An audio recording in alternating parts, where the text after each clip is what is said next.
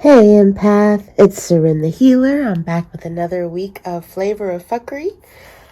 This week I'm looking at this and it looks like really fast moving manifesting energy, but it's not a doing week for us. It's manifesting. So even though this energy is powerful, it's fast moving on the surface, it might look like things are stalled or not moving yet. You might feel some mental anxiety to try and make things how they were previously, or take matters into your own hands, or try and make it look like, the way that it has recently, what you were expecting things to be like.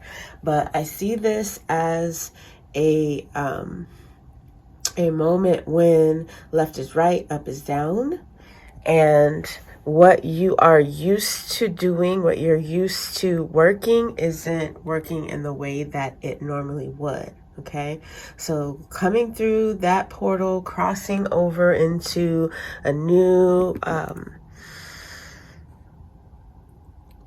archetype or a new, it's like things are different. The stage is different and the focus is different. So hopefully you were able to take time and look at where the energy was falling in your personal chart and what it's affecting for you most or first, and we're able to set intentions for that so that you are in the right position for this shift.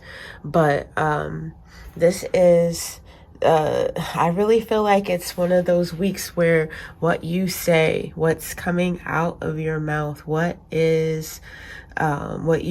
actions are. Oops, dropped you guys. What you're saying, what you're focusing on is happening. It's what's coming true. So whether you say something and you don't believe it, that don't believe is what's coming true. If you say something and you do believe it, what you do believe is coming true. It's not about action. It is fast moving, manifesting energy. Things that are coming to pass because of divine timing. They're coming to pass because of spirit co-creating in your name, on your behalf. Lining things up. So you've put in your order. Hopefully you've put in your order for what you're looking for, what you're seeking, what you're hoping to gain from all of this. And it's already in motion. So it's on you. Your work is in staying in a place of calm belief, and watching for the evidence and waiting for these things to happen. So when I looked at the I Ching, the line story for this week is talking about it's that splitting apart energy. It's a mental energy. And with that portal being so individualized and everybody experiencing that energy individually in their own way, personally to them, it is like it scattered everyone to the four winds. Okay. And so now that you're separated and you're isolated out there by yourself and you're experiencing something new that you haven't experienced before, the tendency is to spiral deeper into it, niche down farther and farther into it. But we're needing to keep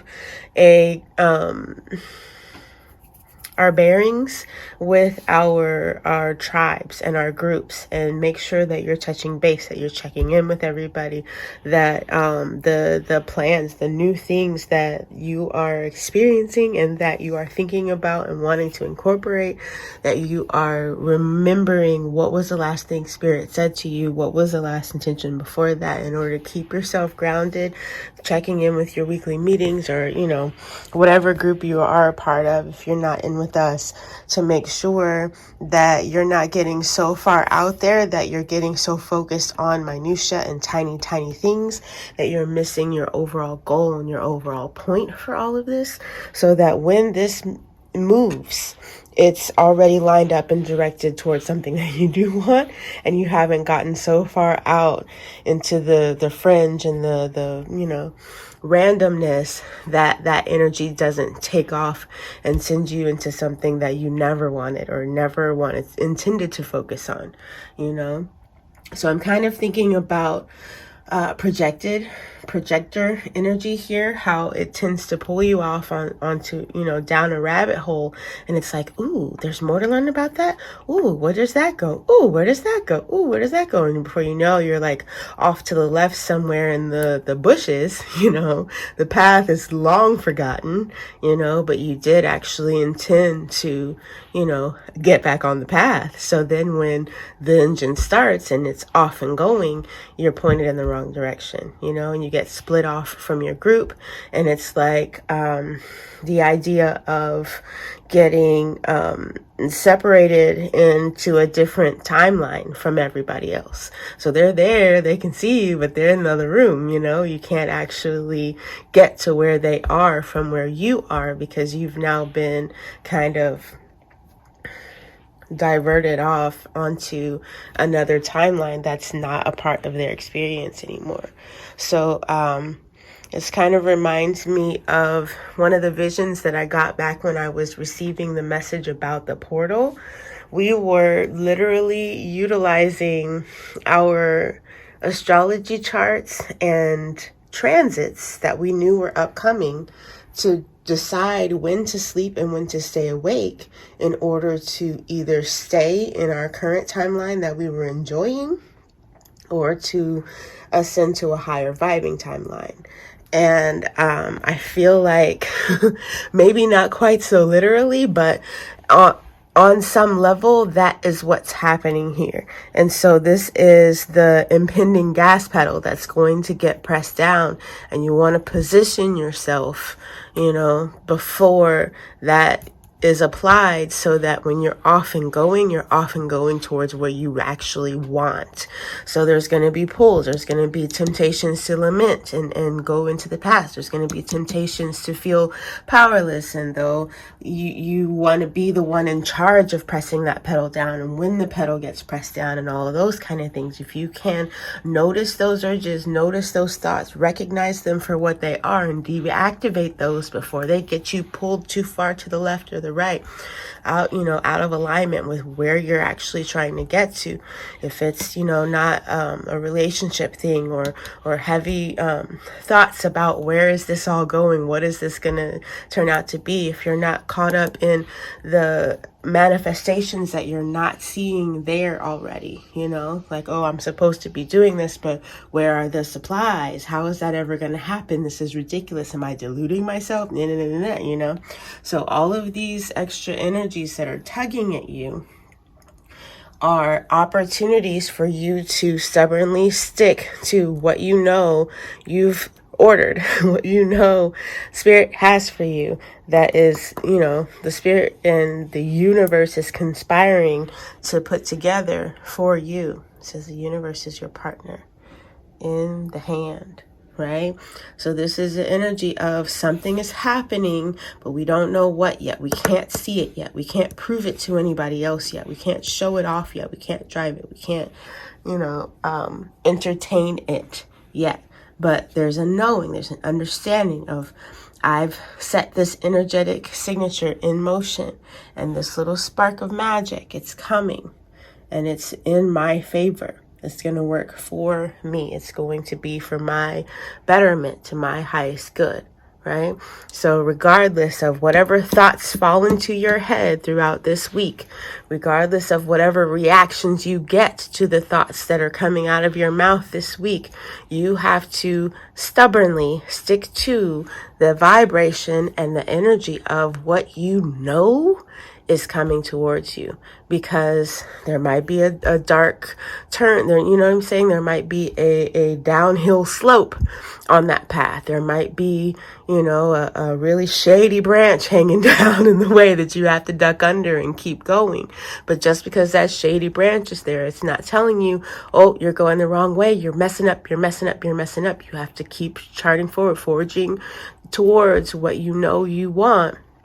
regardless of all these little, sticker burrs and briars and thistles and stinging nettles and what have you that are at the edges of your path, making it seem like, hey, this might not be the most favorable way to go about this. It's literally all that you have. Your best is all that you can do.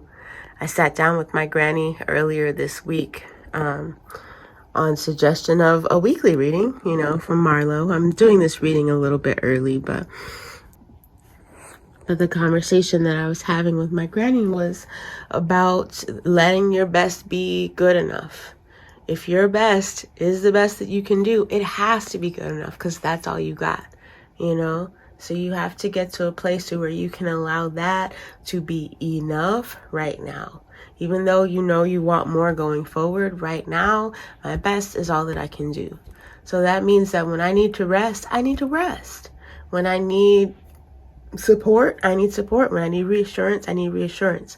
And those things do not take away from the fact that you're doing your best. All right?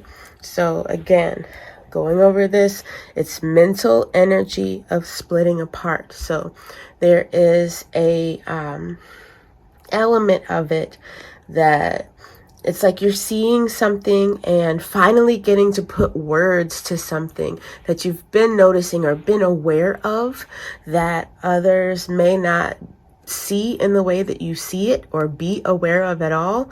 And that energy, that recognition, it's setting you apart from the group that you've been with, right? So again, like I was saying, we're, going through those portals, going through that energy, you've already kind of been shuttled off into your own little tunnel a little bit. So if you're wanting to get back with that group, you have to be able to do it knowing that what you're experiencing is different from what every single other person is experiencing, and that's okay. You don't need somebody to agree with you about the message that you received. You don't need somebody else to have seen it in order to realize it and validate it, especially if it's positive and it felt good and it's something that you actually want. Not too long ago, I had a dream where I was gathering up a whole bunch of stuff that I was trying to carry outside, and I needed to lock the door behind myself, and I had a gold bangle on my wrist that had the key hanging from it. And so in that dream, I never actually got to the point to where I was on the outside of that door and, using the key to lock this door. But there's something empowering about that key, having seen that key. I added it to my my symbol diary. The key, seeing a key or having a key in a dream, there's an energy to that, of that power of I can unlock this when I'm ready.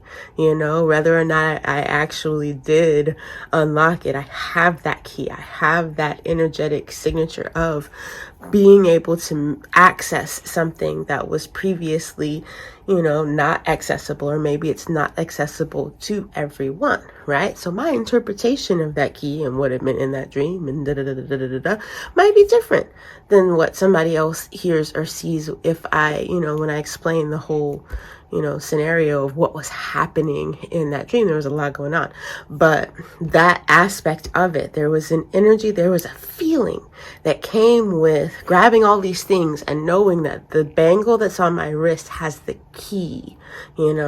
I can secure this place behind me when I leave, and when I'm ready to come back, I've got the key. So it's that kind of thing, that sureness in your path, sureness in yourself, sureness in what you're supposed to do and what your orders are, what your decision is, that kind of thing. And when I say things like what your orders are, what your purpose is, what you're supposed to do, people kind of get a little twisted up in that, because then there's the possibility that you're not doing what you're supposed to do, or you're not on the path of what was called for you or whatever like that. And that's not true. It's not true. We are here to have this experience with our free will completely activated and intact. Otherwise, we would not have that free will. If it was meant for you to just, travel a straight, boring line, and surpass everything else without experiencing any anything on the borders or the fringes or the outskirts, then there would be no need for free will, would there? You know, there would be, this whole conversation would be moot. So when it comes down to it, no matter where you are, you're in the perfect place to learn the things that you need in order to go forward, to notice the things that are around you that you already have and that you need in order to go forward. You're in the best place to start your path, to start your journey, to take the next step. You can't skip a step. You got to start where you are, and then you just go forward. Okay? Enjoying the ride, going with the flow, recognizing the places that the old you would have been sitting in frustration and discontentment and dissatisfaction, and being able to zoom out from that to a place where there's calm and just watch it all work out for you. All right? I hope that's helpful. I'll see you next week, Empath. Bye now.